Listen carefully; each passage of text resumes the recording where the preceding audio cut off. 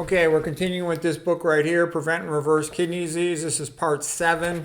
We're talking about the gross anatomy of the kidney. And so I think we're on page 33 if you're following along in the book by me, Pete Rogers. Okay, so here, let me scroll it up a little bit higher. This is the basic anatomy of a kidney. The kidney is connected to the ureter. The ureter is connected to the urinary bladder. When the ureter releases urine into the bladder, that's called a ureteral jet. You can see that on ultrasound with color Doppler. We check for that all the time, every day. Okay. And then coming out of the urinary bladder is the urethra. It's initially compressed by the prostate. That's the prostatic urethra. Then more distally, it's the penile urethra. Okay, here's a little more detail about the urinary collecting system anatomy. The little tips of the calyces are called fornices. You'll sometimes pop a ureter. If you're obstructed by a stone, you'll sometimes pop the ureter right there, leak urine into the perinephric space. The connector between the calyx and the renal pelvis is called the infundibulum. The junction of the renal pelvis and the ureter is called the UPJ, ureteropelvic junction. The junction between the ureter and the kidney is called the UVJ, ureterovesical junction. That's a common spot for stones to get stuck. So big stones often get stuck up high in the UPJ. Little stones, like 5 to 7 millimeters, tend to get stuck down here in the UVJ. I used to put all kinds of drainage tubes in here and do tons of procedures in the kidney. Back when I was an imaging guided surgeon in my younger days. You can also obstruct the ureter much less commonly by lymphadenopathy, metastatic cancer, for example. Bladder cancer, prostate cancer growing into the bladder, all of that can obstruct the ureter. When you obstruct the ureter, it dilates up. That's called hydronephrosis. Tons and tons of kidney ultrasounds are obtained looking for hydronephrosis as the cause of kidney failure. It almost never is the cause.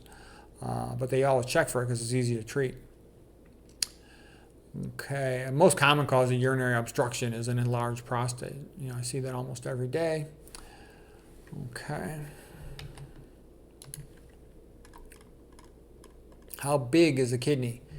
Typical kidney is usually in the range of about 10 to 12 centimeters, but we can call normal range in the ballpark of about 9 to 13 centimeters. When it's less than 9, it's usually because they're in kidney failure. The kidney's shrunken. It's atrophic. I see these all the time.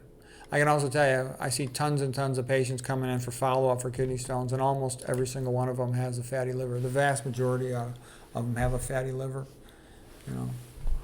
I always joke in the modern American, middle-aged and older, the most common liver is a fatty liver. And then you see about, for every, see like maybe about 19 fatty livers, and then I'll see about, if I see 25 livers in a day, 19 will be fatty.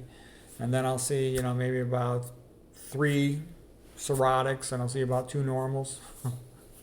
So the most common type of liver is a fatty liver, which is diabetes of the liver. Okay, and diabetes is the most common cause of failure of the kidneys, diabetes and hypertension. I see this all day long, every day. Okay, again, the anatomy of the kidney, the artery that approaches the glomerulus, the little filtration section of the nephron in the kidney, is called the afferent. And you can easily remember that, A for afferent, A for approaching.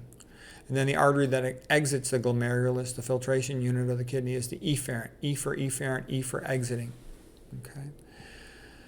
So high blood pressure will damage this, so that's why hypertension causes kidney failure. Diabetes will damage it.